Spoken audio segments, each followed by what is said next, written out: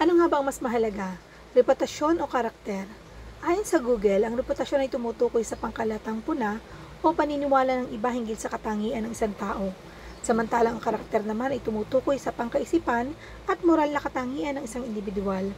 So kung ating pagninilay-nilayan, ang reputasyon ay panlabas at ang karakter ay panloob. Aminin natin na madalas nag-i-invest tayo sa magandang reputasyon, ngunit nababaliwala minsan ang ating panloob na katangian o ang karakter. Madalas, takot na takot kasi tayong mahusgahan ng iba.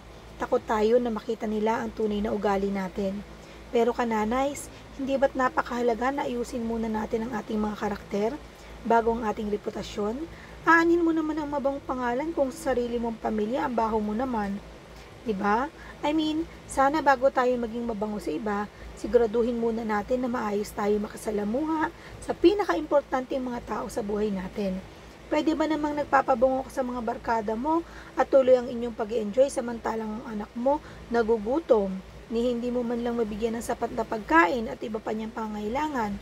Mari bang ang galang-galang mo sa ibang tao pero sa sarili mong mga magulang lapastangan ka naman? Ilan lang ito sa mga halimbawa at napakarami pa nating pwedeng i-assess sa ating mga sarili. Let us build a good character even if others do not see. Kahit hindi naman tayo magpa-impress sa iba, people can see the real you. Kahit hindi mo i-describe ang sarili mo, ang magandang karakter ay nasasalamin ng kapwa. Kasunod na nun ay magandang reputasyon. We don't need to be perfect pero from time to time, marami talaga tayong ma-encounter na maling gawa, maling desisyon. Pero sana at the end of the day, we build our utmost beautiful character na pinamana pa sa atin ng puong may kapal. Manguna nawa sa atin palagi ang kabutihan ng kalooban. Yun lang. Naghahanda lang naman ako ng panluto sa umaga. Napakuda na nga ng husto. O siya, ganun na lang ka nanays. Basta tomorrow, ready na ang nanay sa baon ng mga eskwela. Okay ka nanay? Happy life?